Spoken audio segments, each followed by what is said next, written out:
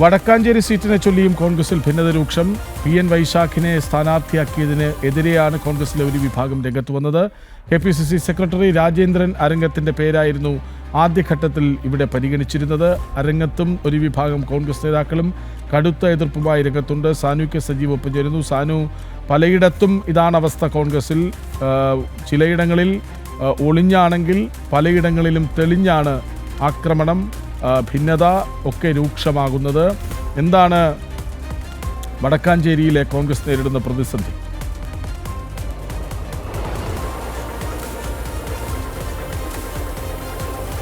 കൃഷ്ണരാജ്, എന്തായാലും തൃശ്ശൂർ ജില്ലയിലെ സംസ്ഥാനത്ത് തന്നെ വെച്ച് നോക്കുമ്പോൾ തൃശ്ശൂർ ജില്ലയിലെ കടുത്ത ഗ്രൂപ്പ് പോലുള്ള, കോൺഗ്രസിനെ സംബന്ധിച്ച് കടുത്ത ഗ്രൂപ്പ് പോലുള്ള ജില്ലയാണ് തൃശ്ശൂർ.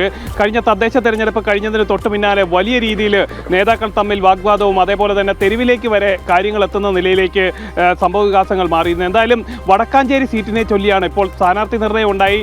PN വൈശാഖിനെ വടക്കാഞ്ചേരിയിലെ UDFന്റെ സ്ഥാനാർത്ഥിയായിട്ട് ഇന്നലെ വൈകിട്ട് പ്രഖ്യാപിച്ചിരിക്കുകയാണ്. ഇതിനുശേഷവും ഈ നേതാക്കളുടെ ഈ ഒരു ഗ്രൂപ്പിസം അല്ലെങ്കിൽ നേതാക്കളുടെ സീറ്റിനായിട്ടുള്ള അവകാശവാദം അവസാനിക്കുന്നില്ല എന്നാണ്. കാരണം വടക്കാഞ്ചേരി സീറ്റിലേക്ക് കണ്ണുനട്ട് രാജേന്ദ്രൻ അരങ്ങത്തും അതേപോലെ തന്നെ അടാട്ട് ഗ്രാമപഞ്ചായത്ത് പ്രസിഡന്റായിട്ടുള്ള അനിൽ അക്കരയുമായിരുന്നു ഉണ്ടായിരുന്നത്. സജീവമായിട്ട് ഇവരുടെ പേരുകളായിരുന്നു ആദ്യഘട്ടം മുതലേ വടക്കാഞ്ചേരി സീറ്റിലേക്ക് ഉയർന്നു കേട്ടത്. എന്തായാലും സ്ഥാനാർത്ഥി പ്രഖ്യാപനം ഉണ്ടായപ്പോൾ അനിൽ അക്കരയുടെ പേരും അതേപോലെ തന്നെ KPCC സെക്രട്ടറി ആയിട്ടുള്ള രാജേന്ദ്രൻ അരങ്ങത്തിന്റെ പേരും വെട്ടപ്പെട്ടിരിക്കുകയാണ്.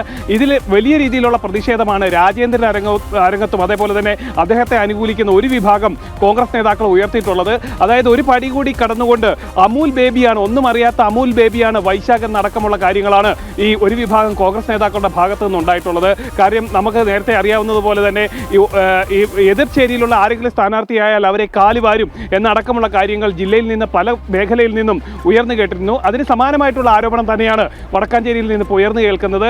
PN വൈശാഖിനെ പിന്തുണയ്ക്കില്ല എന്നാണ് ഒരു വിഭാഗം കോൺഗ്രസ് നേതാക്കൾ പറയുന്നത്. KPCC സെക്രട്ടറി ആയിട്ടുള്ള രാജേന്ദ്രൻ അരങ്ങത്തിനെ അനുകൂലിക്കുന്ന ഒരു വിഭാഗം നേതാക്കളാണ് PN വൈശാഖിനെ അനുകൂലിക്കില്ല, PN വൈശാഖാണ് മത്സരിക്കുന്നതെങ്കിൽ കാലുവാരുമെന്ന് അടക്കമുള്ള കാര്യങ്ങളുമായിട്ട് രംഗത്ത് വന്നിട്ടുള്ളത്. എന്തായാലും തൃശ്ശൂർ ജില്ലയിലെ കോൺഗ്രസിനുള്ളിലെ പൊട്ടിത്തെറി അവസാനിക്കുന്നില്ല, അത് തുടരുകയാണ്.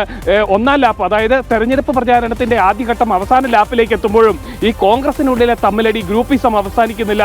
അത് കോൺഗ്രസ് നേതാക്കൾക്ക് വലിയ തലവേദനയാണ് തൃശ്ശൂരിൽ സൃഷ്ടിക്കുന്നത്.